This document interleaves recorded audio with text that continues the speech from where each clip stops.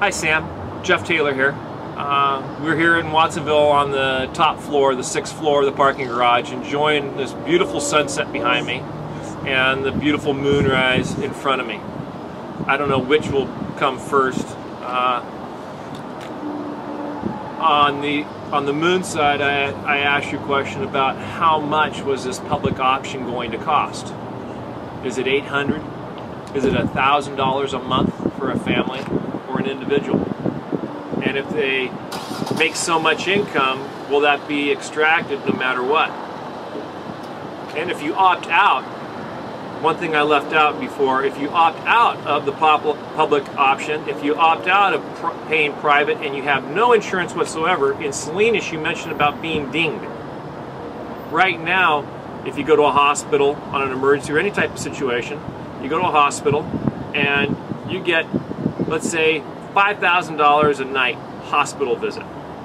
$5,000 a night. If you have an insurance like on Blue Cross like I am, that $5,000 might only be $2,500 a night because I do have an insurance program.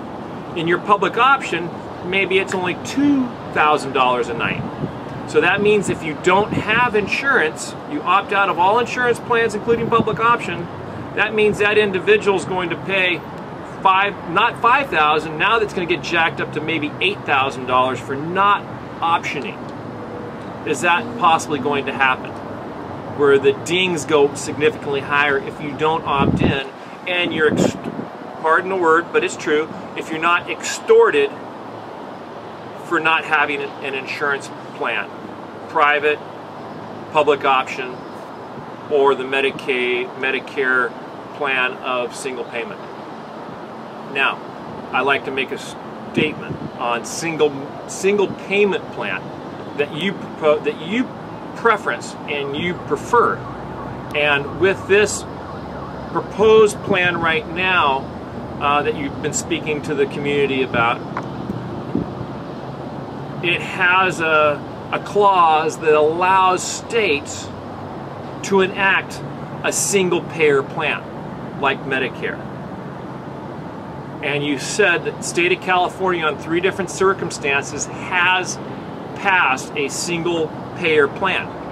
But the governor, every time, we must have had Republican governors, Jim Schwarzenegger possibly, I'm not sure of those times, but they vetoed it, so it didn't become an option because they didn't have a way of extracting payment. But through the federal program, now they would have a way of extracting payment, forced payment, if your income level was so high. I read through the single payment plan proposal. Is what it proposes is that every employer has an added tax on their employee side of the tax of 7%. That's an increase above all the other taxes, unemployment tax, SSI tax, FICA tax. I know I'm missing something else. The current Medicare or insurance tax, Social Security tax. Now there's an added 7% tax, and this is the federal single payer plan. An added 7% employment tax on all businesses. Not by choice, but by force. That's not freedom. There's no freedom in that. And every employee out of his pay pays 2.5%. That's the way it reads. Now and it puts all insurance companies out of business. It dislocates, it disassociates. There's no private insurance. Everything is collected and paid for by the government. Now, one of the claims is you eliminate a lot of bureaucracy. Well, I would say that if you eliminate all that private processing and the government takes on all this extra money coming in and all these other people to process, that private companies, Blue Cross, Blue Shield, PPOs, HMOs, Kaiser, they're doing all that for you.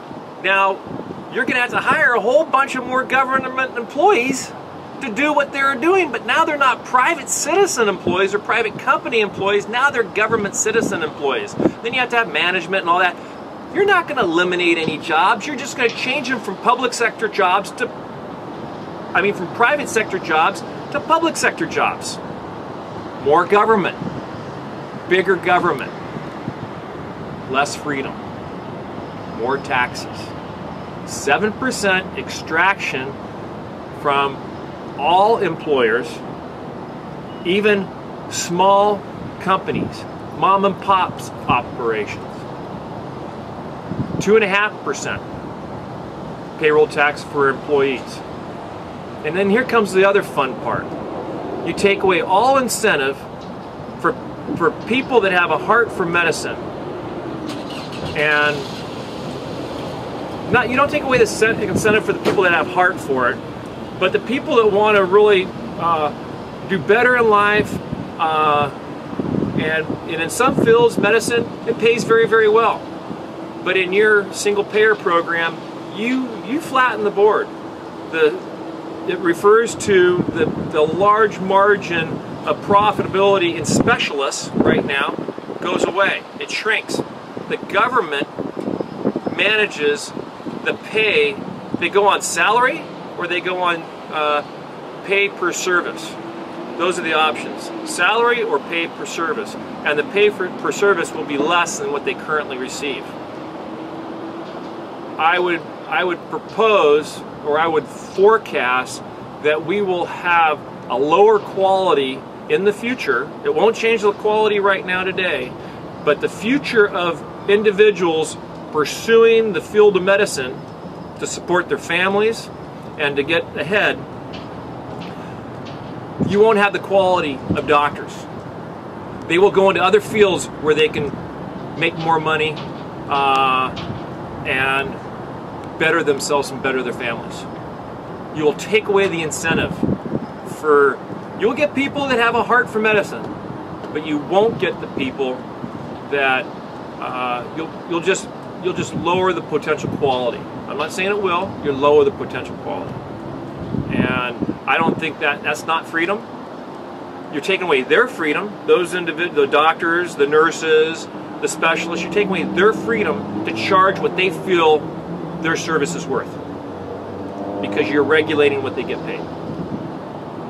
That's not right.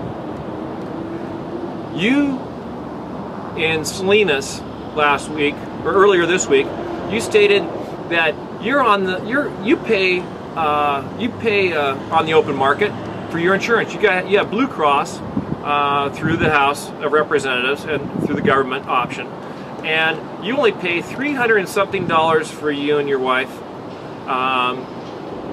and $350 for the two of you at the age you are is not a competitive rate.